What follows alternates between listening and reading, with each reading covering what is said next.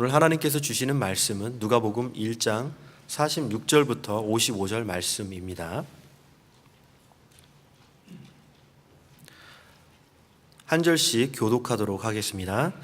마리아가 이르되 내 영혼이 주를 찬양하며 내 마음이 하나님 내 구주를 기뻐하였음은 그의 여종의 비천함을 돌보셨음이라.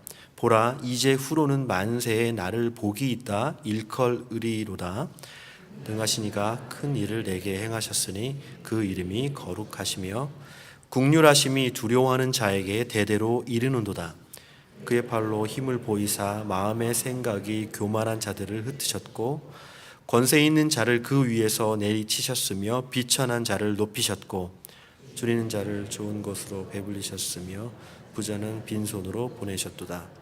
그 종 이스라엘을 도우사 국률이 여기시고 기억하시되 우리 조상에게 말씀하신 것과 같이 아브라함과 그 자손에게 영원히 하시리로다 하니라.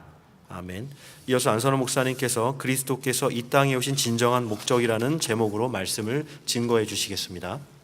네, 우리 다 같이 말씀 받기 전에 기도드리시겠습니다. 할렐루야. 존귀하신 주님, 이 땅에 오신 주님을 기뻐하며 또 말씀하신 대로 다시 오실 주님을 소망 가운데 기대합니다. 이 예배 가운데 찾아오셔서 부족한 종을 통해서 하나님의 진리의 말씀을 나타내소서.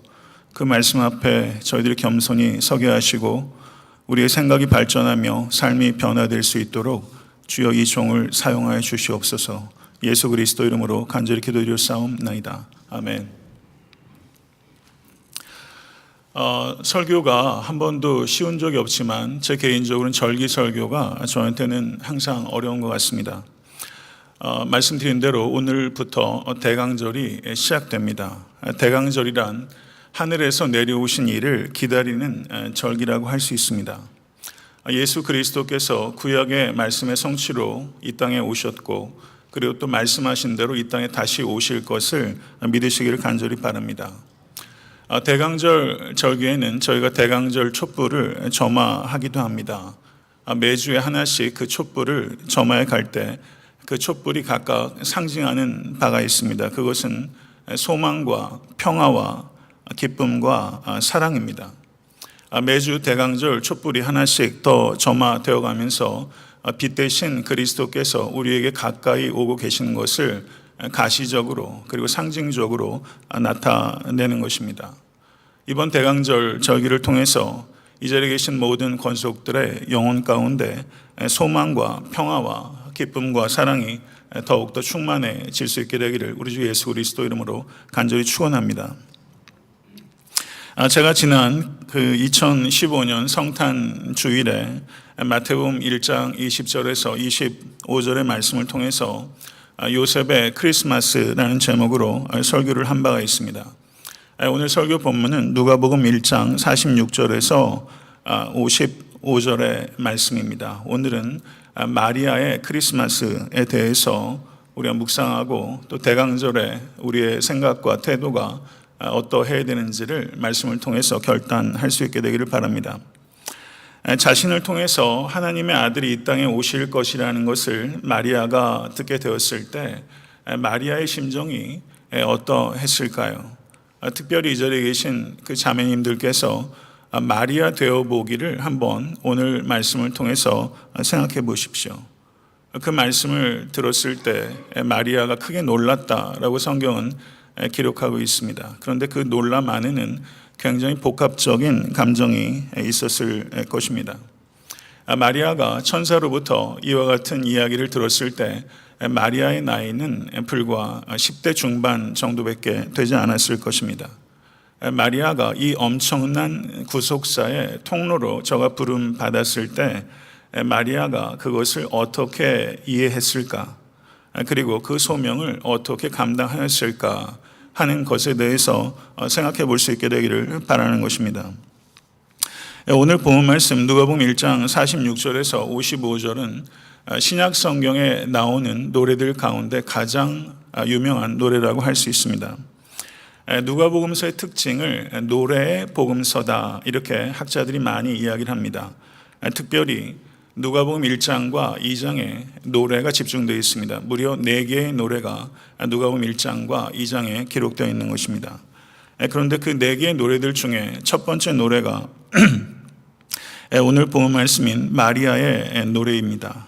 그리고 1장 68절부터 79절까지 사가랴의 노래가 두 번째 노래이고, 누가복음 2장 14절에 천사들의 노래가 세 번째 노래고, 2장 29절에서 32절에 네 번째 노래인 시므온의 노래가 기록되어 있는 것입니다. 이와 같이 아기 예수님의 탄생을 중심으로 하늘과 땅에 노래가 울려 퍼지게 된 것입니다. 이번 대강절에 이 자리에 계신 모든 권속들의 영혼 가운데 노래가 회복될 수 있게 되기를 우리 주 예수 그리스도 이름으로 간절히 축원합니다. 천사가 성령으로 수태하게 될 것이다 라고 마리아에게 이야기를 했을 때 마리아가 그 말씀을 최종적으로 이렇게 받아들였습니다. 주의 여종이오니 말씀대로 내게 이루어지리이다. 아멘. 성도 여러분, 마리아는 어린 처녀입니다. 결혼도 전에 잉태하는 것을 마리아가 받아들이는 것은 그것은 결코 쉽지 않은 일이었을 것입니다.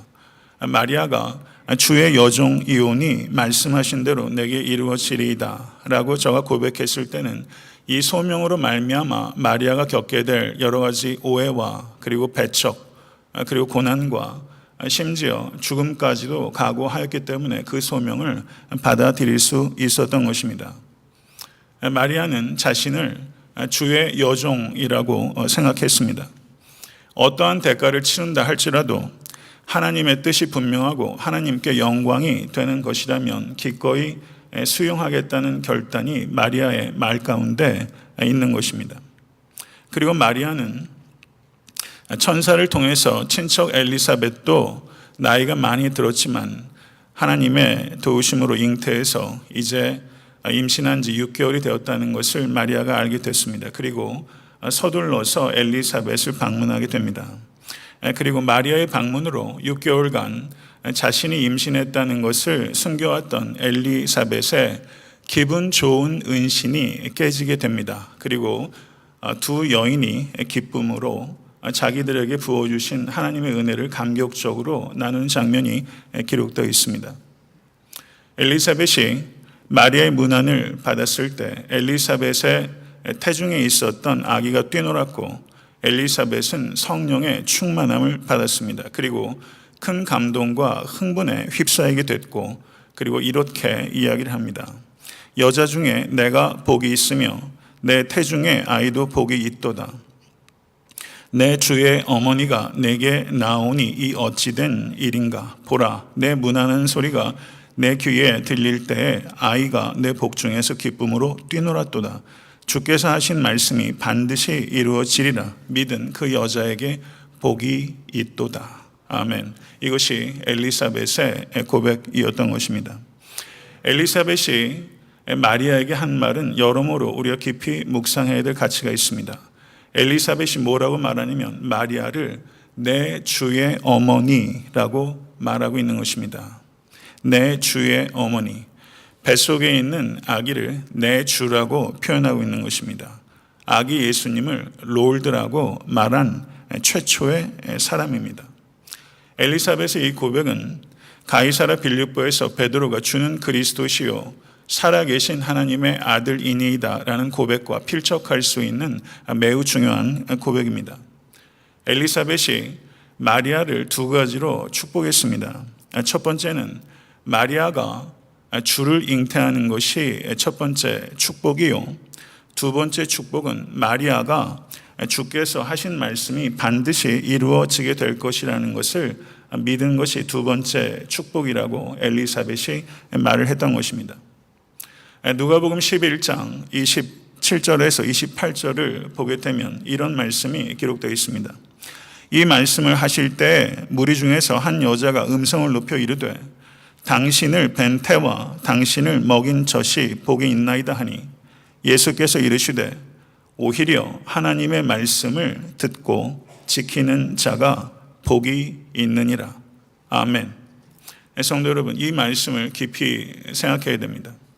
예수 그리스도께서 누가복음 11장 27절에서 28절에 하신 말씀은 하나님의 아들을 잉태하는 것보다 더 복된 것은 하나님의 말씀을 듣고 지키는 것이 더 복된 것이다. 이렇게 말씀한 것입니다. 마리아는 하나님의 아들을 잉태하는 큰 복을 받았습니다. 그러나 그 복보다 더 큰 복은 하나님의 말씀을 믿고 지키는 복이라고 말씀하신 것입니다. 이 말씀을 깊이 생각하시고 받아들이실 수 있는 모든 권속되실 수 있게 되기를 간절히 축원합니다. 이 자리에 계신 모든 권속도 한 사람도 예외 없이 주께서 하신 말씀이 반드시 이루어질 거라신 것을 믿고 그 말씀을 지키시는 복된 성도 될 수 있게 되기를 간절히 바랍니다. 성도 여러분, 믿음은 무엇입니까? 믿음은 하나님의 존재를 믿는 것이 아닙니다. 분명히 그런 요소가 있습니다. 그렇지만 믿음을 하나님의 존재를 믿는 것이다 라고 말하는 것은 매우 부족한 것입니다. 믿음은 하나님의 존재를 믿는 것 이상입니다. 왜냐하면 귀신도 악한 영도 하나님의 존재를 믿고 알기 때문입니다. 그렇다면 믿음은 무엇입니까? 그것은 하나님의 말씀을 믿는 것입니다. 그리고 하나님의 말씀을 믿는다는 것이 어떻게 증명이 됩니까? 하나님의 말씀을 지키는 것으로 증명이 되는 것입니다. 하나님의 말씀을 믿는 것과 하나님의 말씀을 지키는 것은 그렇기 때문에 동전의 앞뒷면과 같은 것입니다. 하나님의 말씀을 믿고 지키시는 여러분과 제가 될 수 있게 되기를 간절히 바랍니다.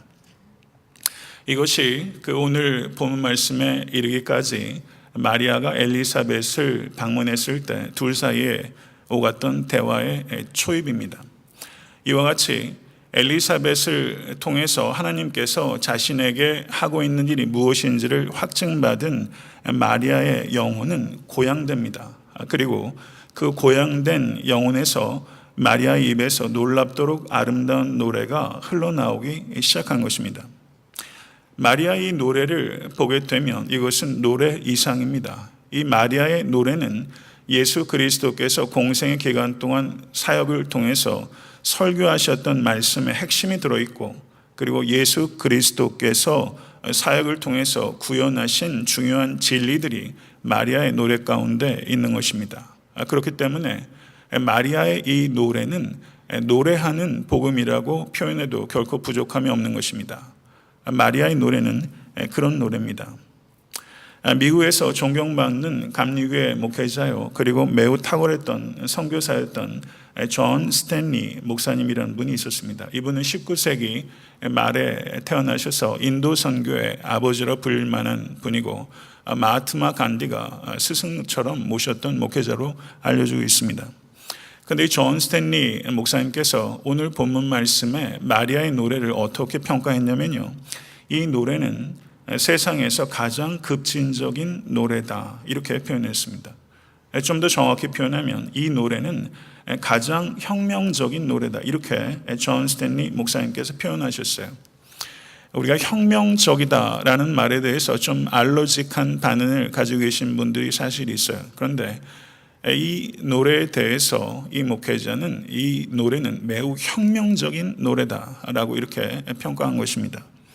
그렇다면 이 마리아의 노래는 그 언뜻 듣게 되면 너무나 아름다운 노래지만 이 아름다운 노래 안에 폭발력이 있다는 것이고, 그 폭발력은 다이너마이트와 같은 것입니다.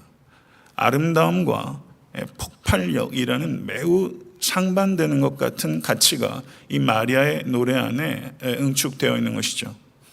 그래서 저는 이 마리아의 노래를 이렇게 표현할 수 있다고 생각합니다. 저를 한번 따라해 보시죠. 아름답고 급진적인 노래. 아름답고 급진적인 노래. 이것이 마리아의 노래를 우리가 함축적으로 표현할 수 있는 저는 길이라고 생각합니다.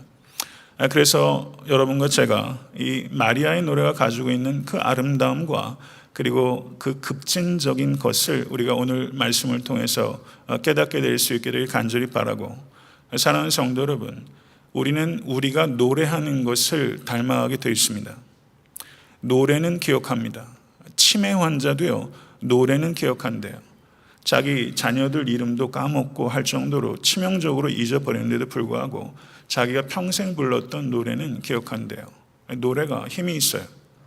우리 마리아의 노래를 통해서 우리가 여러분과 저의 인생이 조금 더 아름다워지고 그리고 조금 더 복음에 따라 급진적인 삶을 살아갈 수 있는 계기가 될 수 있게 되기를 간절히 소원합니다. 이제 아름답고 급진적인 노래 안으로 들어가겠습니다.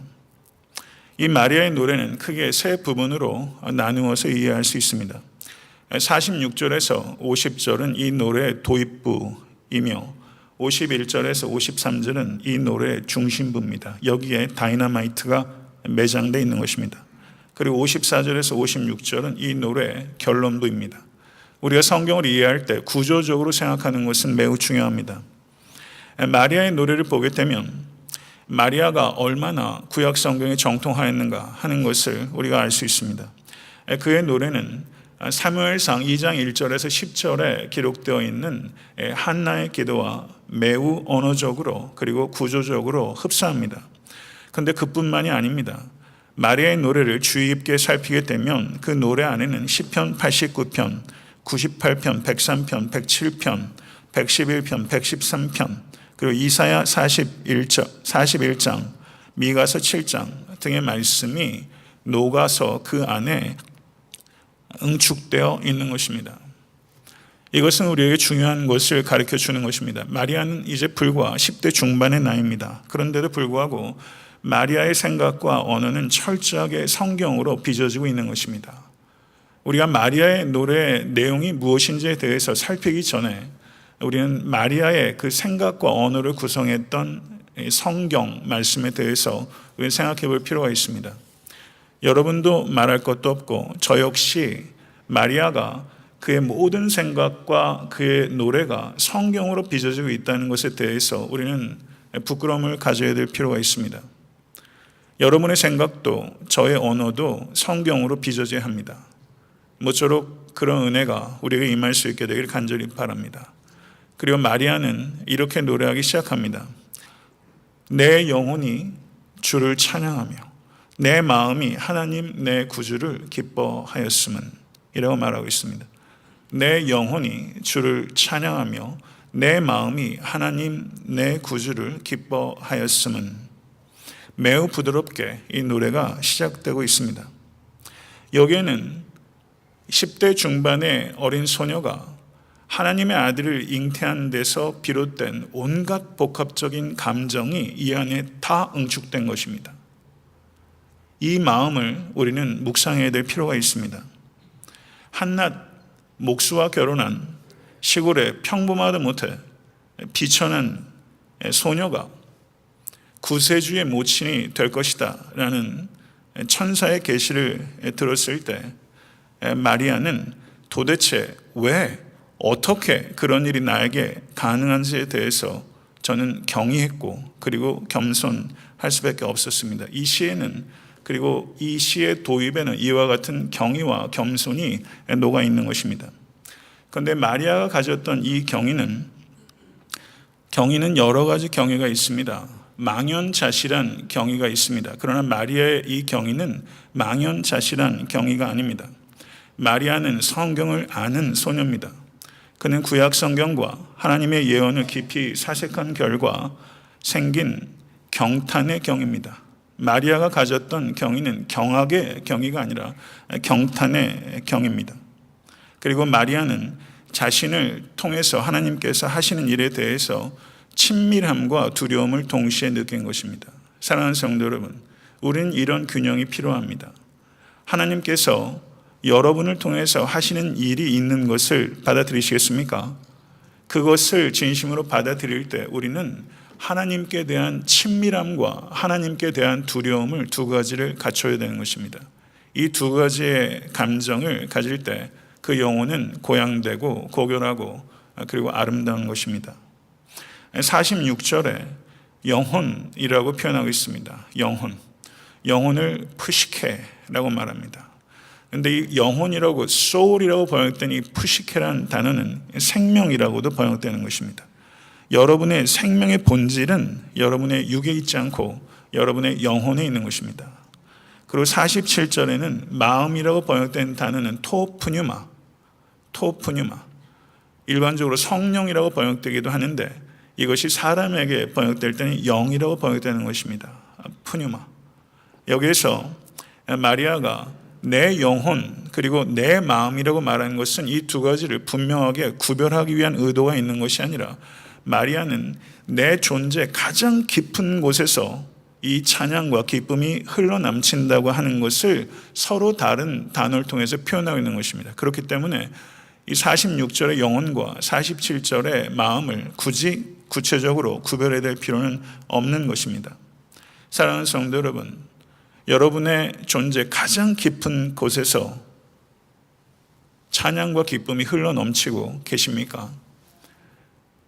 만약에 그렇지 않으시다면 오늘 이 대강절을 기점으로 여러분의 존재 가장 깊은 곳에서 주를 향한 찬양과 기쁨이 회복되고 솟구치는 은혜가 임할 수 있게 되기를 간절히 소원하는 것입니다.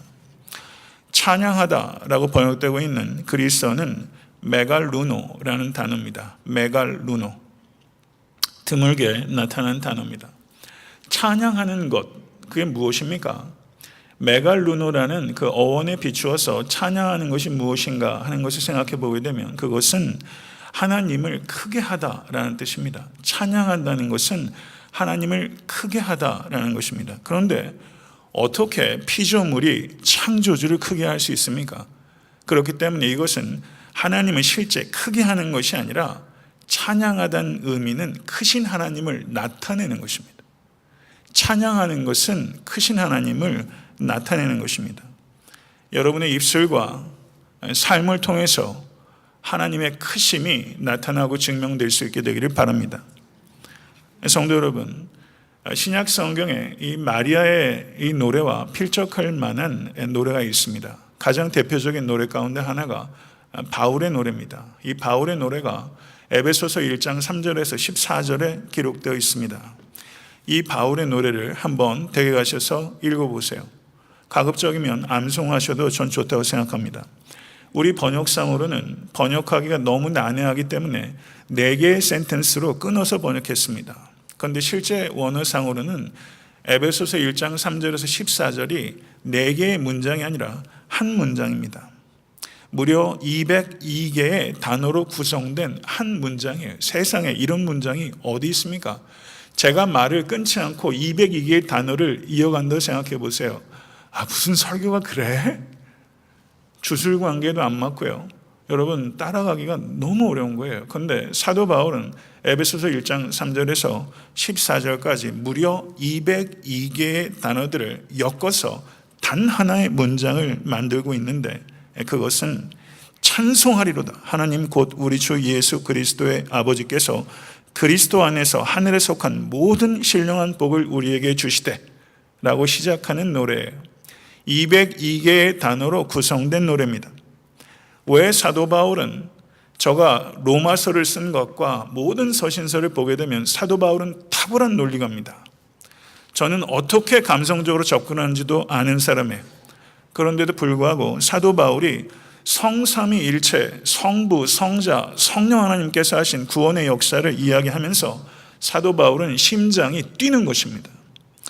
그래서 성삼위일체 하나님께서 하신 일을 표현하면서 사도 바울은 논리적으로 표현하는 것을 포기해버리고 폭포수처럼 쏟아지는 하나님께 대한 찬미를 저는 논리의 언어가 아니라 찬양의 언어로 표현하기로 결단한 것입니다. 저는 이것이 훨씬 더 적절하고 감동적이라고 생각합니다. 사랑하는 성도 여러분, 하나님께서 하신 일로 말미암아 우리는 공짜로 값없이 구원을 얻은 것입니다. 믿으십니까? 하나님께서 하신 일에 대해서 성도가 가져야 되는 최선의 반응, 최고의 반응은 찬양입니다. 하나님께서 하신 일에 대한 최고의 반응은 논리가 아니라 항상 찬양입니다.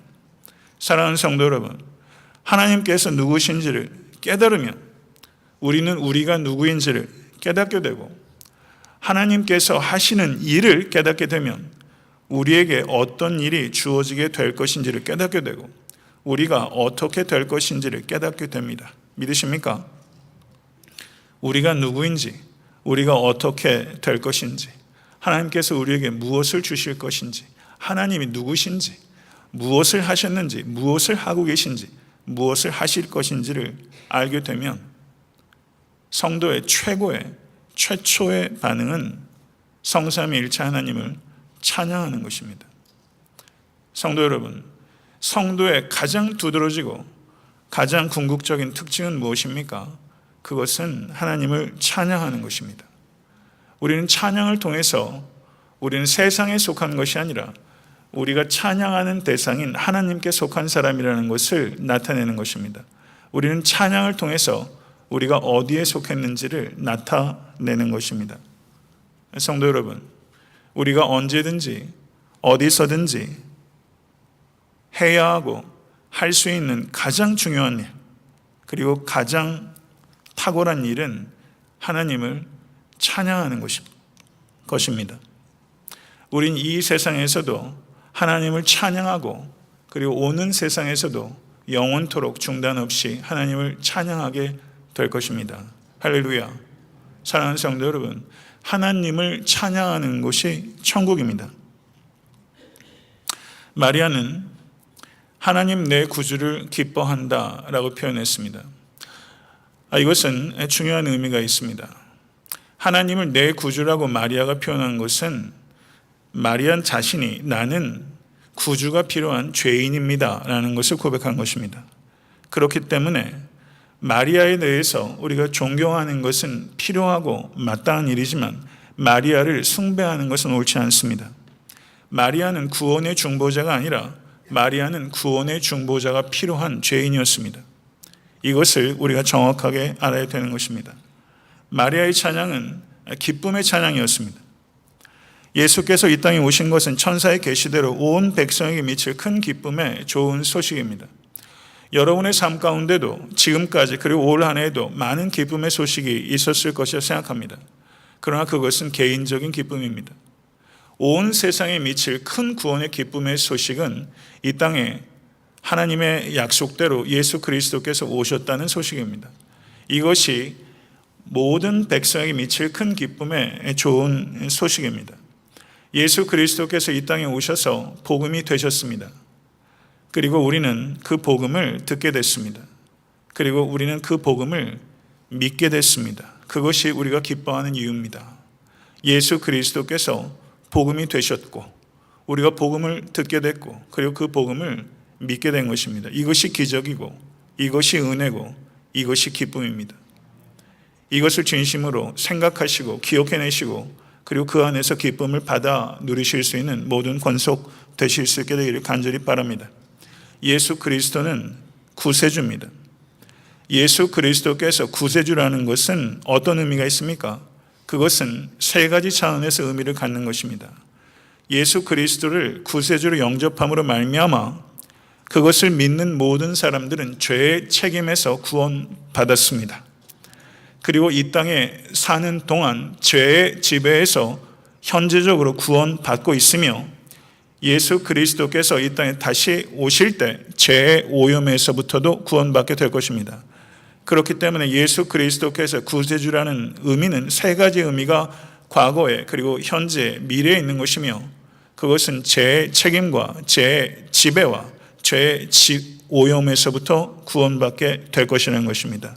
이 구원은 오직 예수 그리스도를 통해서만 우리에게 임하는 것입니다. 할렐루야. 이것을 진심으로 믿기 때문에 우리의 감정과 상관없이 감정을 뛰어넘어서 우리는 주 안에서 항상 기뻐할 수 있게 되는 것입니다. 그렇기 때문에 기뻐하는 것은 감정의 행위가 아니라 믿음의 행위입니다. 이 기쁨이 오늘 이 시간 여러분의 심령 가운데서 솟구칠 수 있게 되기를 간절히 바랍니다. 마태복음 2장 1절에서 12절의 말씀을 보시게 되면 잘 아시는 대로 동방박사 이야기가 나옵니다. 근데 동방박사가 아기 예수님의 별을 보고 쫓아오다가 별이 사라집니다. 저가 당황했습니다.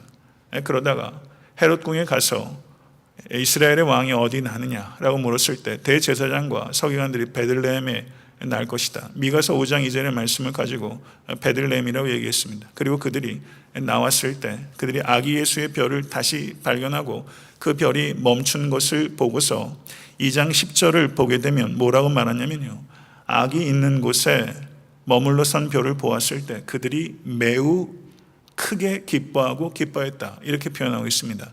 매우 크게 기뻐하고 기뻐했다. 마태의 언어를 성경 언어적으로 보게 되면요, 극치적인 기쁨, 동방박사들이 가졌던 극치적인 기쁨을 이 마태가 언어적으로 어떻게 해서든 표현하려고 하는 씨름이 있다는 것을 보게 돼요. 동어 반복을 굉장히 많이 하고 있어요. 그래서 매우 크게 기뻐하고 기뻐했다. 사랑하는 성도 여러분, 이 성탄의 계절에 우리가 가져야 되는 참된 태도는 무엇입니까? 아기 예수께서 이 땅에 오셨다는 사실에 대해서 우리가 무덤덤해지는 것이 아니라 그 의미를 깊이 묵상해서 매우 크게 기뻐하고 기뻐하는 것입니다. 매우 크게 기뻐하고 기뻐하는 것입니다. 사실 동방박사는 이 복음의 전체적인 총체적인 의미를 깨닫지 못했습니다. 저는 예수 그리스도의 십자가에 대해서, 부활에 대해서 들은 바도 없이 고국으로 돌아왔습니다. 그 후에 하나님께서 어떤 은혜를 베풀어 주셨는지 우리는 알 수 없습니다. 그러나 우리는 더 많이 아는 사람입니다. 우리는 성령을 받은 사람입니다. 그렇다면 동방박사들이 매우 크게 기뻐하고 기뻐한 것 이상으로 여러분과 저의 심령 가운데는 기쁨이 있어야 됩니다. 이 기쁨이 회복될 수 있게 되기를 간절히 바랍니다. 성도 여러분, 우리가 세상에서 얻을 수 있는 기쁨들이 있어요. 얄팍한 기쁨들이 있어요. 그러나 오래 갈 것 같은데 기쁨이 참 오래 가지 않아요. 기쁨은 참 단명해요. 세상 기쁨은요, 참 짧아요. 오히려 세상 기쁨의 끝은 쓴맛과 같이 와요. 그거 많이 경험하시지 않습니까? 이 세상의 기쁨들은 영원한 것이 없습니다. 그렇다면 참된 기쁨은 무엇입니까? 참된 기쁨은 오직 주 예수 그리스도와 어떤 관계를 맺느냐에 따라 달려있는 것입니다. 이것을 진심으로 믿으시게 되길 간절히 바랍니다. 주님과 어떤 관계를 맺느냐, 거기에 참된 기쁨이 연관되는 것입니다. 참된 기쁨은 오직 주 안에 있을 때 가질 수 있고 오직 주 안에 있을 때 지킬 수 있습니다. 믿으십니까? 정말 믿으십니까? 참된 기쁨은 오직 주 안에 있을 때 가질 수 있고 오직 주 안에 있을 때 지킬 수 있는 것입니다. 그렇다면 우리는 어떤 상황이 닥쳐도 그 상황 때문이 아니라 모든 상황 위에 계시고 그것을 다스리시는 주님의 사랑과 능력을 신뢰하기 때문에 우리는 주 안에서 기뻐하는 것입니다. 구원의 하나님을 기뻐하는 것이 성도의 힘이요, 하나님을 기뻐하지 않는 것은 성도의 죄입니다. 하나님을 기뻐하지 않는 것은 단순한 심리적인 상태가 아니에요. 여호와 하나님을 기뻐하는 것이 성도의 힘이요, 여호와 하나님을 기뻐하지 않는 것이 성도의 죄입니다. 성도의 존재의 목적은 하나님의 영광을 돌리는 것입니다. 하나님을 기뻐하지 않으면서 하나님께 영광을 돌릴 수 있는 방법은 없습니다. 성도 여러분, 이것을 깊이 기억하실 수 있게 간절히 바라고, 이 대강절에 우리가 가져야 되는 태도는 도저히 기뻐하기 어려운 여러분의 삶의 현실이 분명히 있다고 생각합니다. 그 현실과 싸우십시오. 그리고 다른 데서 기쁨을 얻으려고 하는 헛된 충동과 유혹과 대적하십시오. 그리고 오직 주 안에서 기뻐하십시오. 이것이 대강절에 우리가 가져야 되는 바람직한 태도인 것입니다. 48절에서 49절 상반절을 보게 되면 마리아는 자신이 찬양하고 기뻐하는 개인적인 두 가지 이유를 소개하고 있습니다. 성경 원어를 보게 되면 호티라는 접속사가 사용돼서 호티는 because 혹은 for라고 말하면서 이유를 설명하는 접속사입니다. 자기가 찬양하고 기뻐하는 이유에 대해서 마리아가 말하면서 두 가지 이야기하는데, 여종의 비천함을 돌아보셨기 때문이며 또 하나 이유는 능하신 이가 큰 일을 자신에게 행했기 때문이라는 것입니다. 성도 여러분, 구세주의 모친이 된다는 사실에 고무되고 교만해지기 쉽습니다.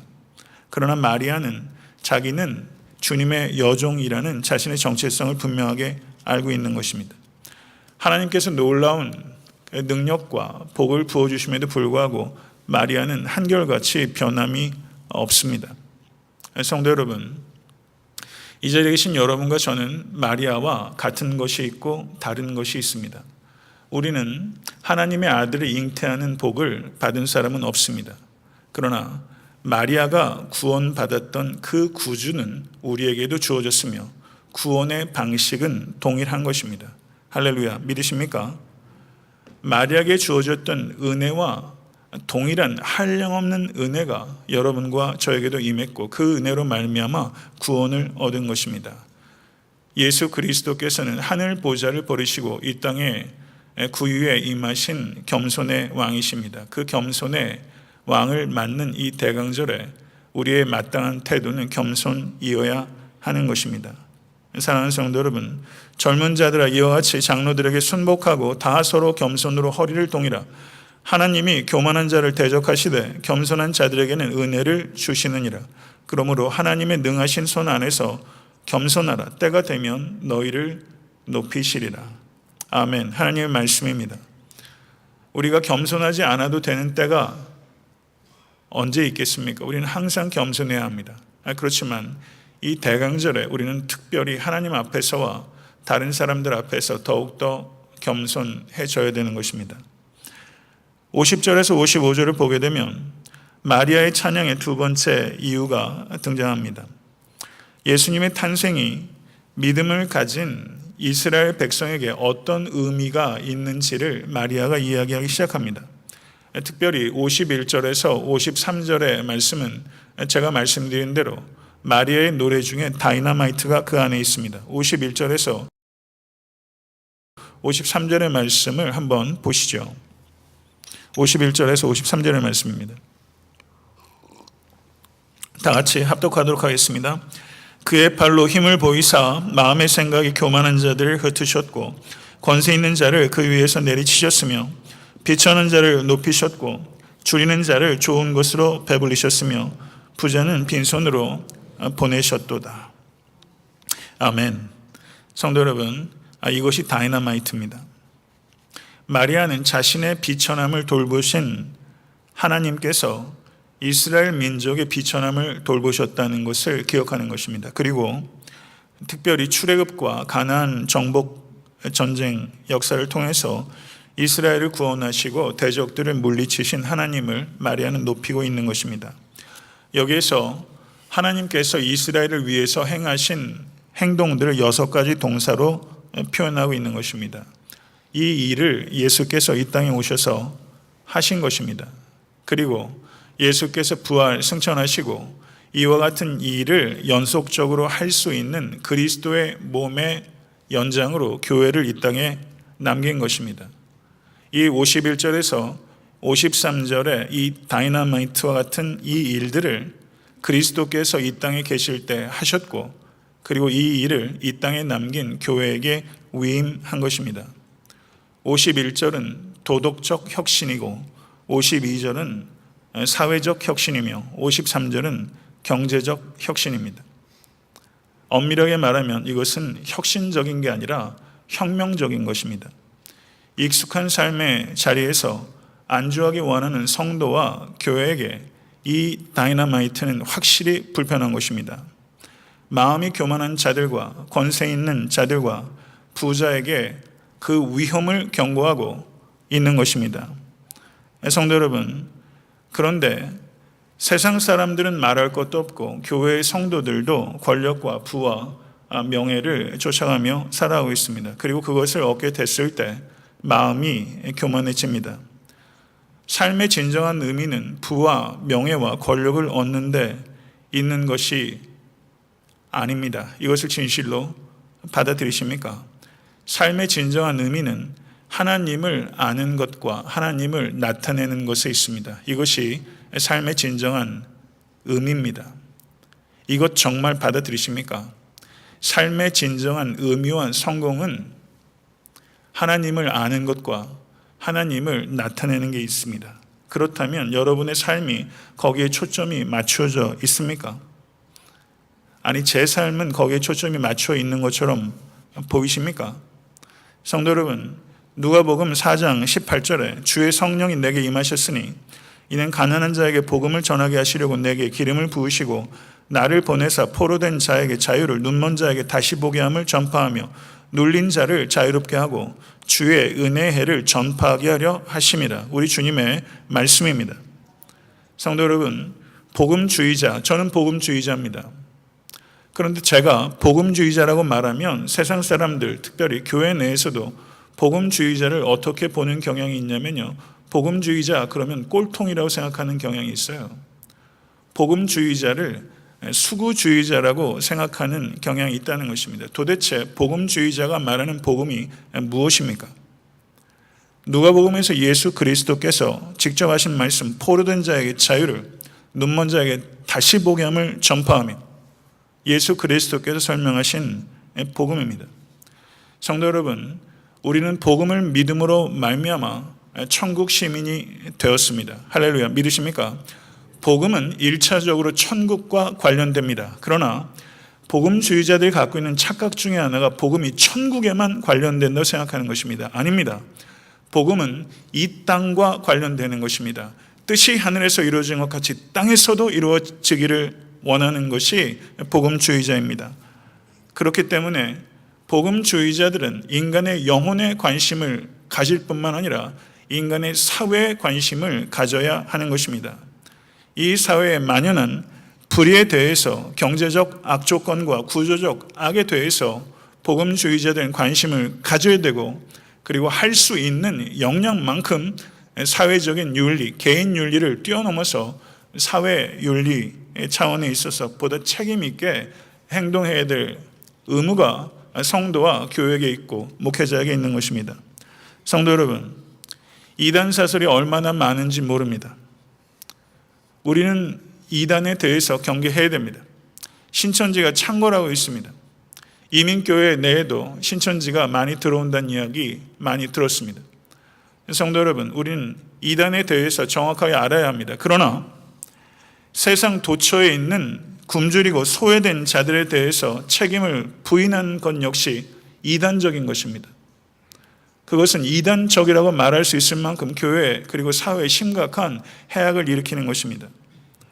오늘 본문에 나오는 마리아 이 아름다운 노래에 담긴 이 다이너마이트는 우리의 신앙은 종교적인 문제에 국한되는 것이 아니라 삶 전체의 문제라는 것입니다. 복음은 삶 전체를 갱신합니다.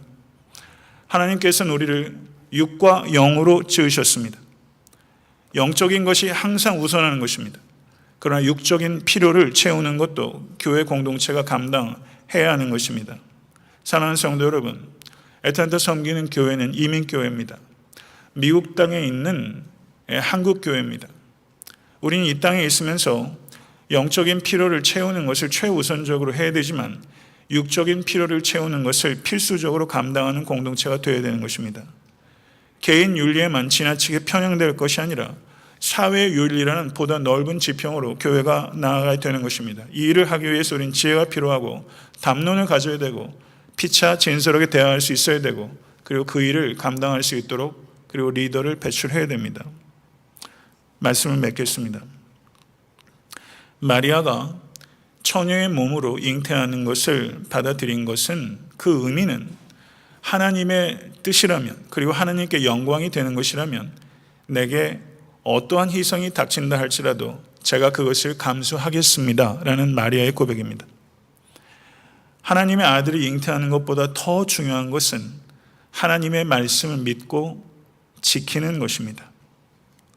마리아의 노래는, 마리아의 생각과 마리아의 언어가 철저하게 말씀으로 빚어졌다는 것을 의미하는 것입니다.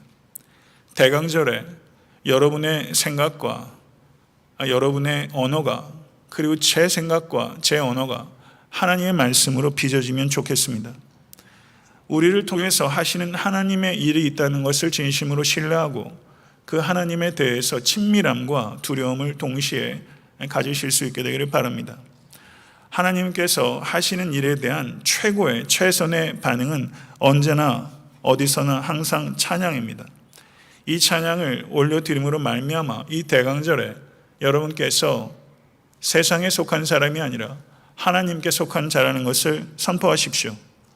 이 땅에 오셔서 복음이 되신 예수님을 기뻐하고 복음을 듣게 된 것을 기뻐하고 복음을 믿게 된 것을 기뻐하십시오. 그로 말미암아 죄의 책임과 죄의 지배와 죄의 오염에서 벗어낸 것을 기뻐하십시오. 대강절에 여러분과 제게도 교회에게도 이 사회에도 기뻐하기 어려운 묵직한 현실이 분명히 있습니다. 그러나 그 현실과 싸우십시오. 그리고 예수 그리스도 밖에서 기쁨을 얻으려고 하는 죄의 충동과 싸우십시오. 그리고 오직 주 안에서 기뻐하시는 이 대강절이 될 수 있게 되기를 간절히 축원합니다. 겸손의 왕으로 이 땅에 오신 아기 예수를 진심으로 나의 삶의 구주로 받아들인 사람은 겸손해집니다. 겸손해져갑니다. 모쪼록 이 대강절에 더 비천한 자, 더 줄이는 자에게 더 좋은 것으로 주는 대강절이 될 수 있게 되기를 간절히 바랍니다. 매년 닥치는 대강절에 우리가 조금 더 나은 사람, 조금 더 나은 성도가 되는 축복이 여러분과 저에게 그리고 모든 교회에게 임할 수 있게 되기를 간절히 기원합니다. 기도드리겠습니다. 존귀하신 주님, 감사합니다. 세상은 날로 어두워져 가고 아버지 하나님, 세상에 참빛이 없는 것을 하나님 앞에 고백할 수밖에 없는 대강절입니다. 올해도 어김없이 대강절이 찾아왔습니다. 오늘 말씀을 통해서 주신 대로 이 땅에 참빛으로 오신 예수 그리스도께서 이 자리에 있는 모든 권속들의 심령 가운데 찾아오셔서 그 예수님을 새롭게 만날 수 있도록 인도하여 주시며 아버지 하나님, 이 대강절에 더욱더 겸손하고 또한 하나님의 복음을 기뻐하며 그리고 또 삶의 자리에서 눌리고 지치고 비천한 자들을 진심으로 섬기는 의미 있는 대강절이 될 수 있도록 우리 각 사람의 심령 가운데 임하여 주시옵소서. 세상 가운데 헛된 기쁨을 쫓지 않게 하여 주시고 세상에 보냄받은 자인 것을 기억하며 오직 주 안에서 기뻐하며 하나님께 범사에 감사하며 예배 드리는 대강절이 될 수 있도록 인도하여 주시옵소서. 특별히 이 절기 동안 우리의 예배가 회복될 수 있기를 원하나이다. 내 영혼이 주를 찬양하며 구원의 하나님을 기뻐할 수 있도록 주여 인도하여 주셔서 오늘 이 시간 노래를 잃어버린 심령들이 노래를 회복할 수 있도록 인도하여 주시며 예수 그리스도와 더욱더 깊은 사랑의 관계를 맺는 은총이 우리 각 사람에게 임할 수 있도록 주여 임하여 주시옵소서. 예수 그리스도 이름으로 간절히 기도드렸사옵나이다. 아멘.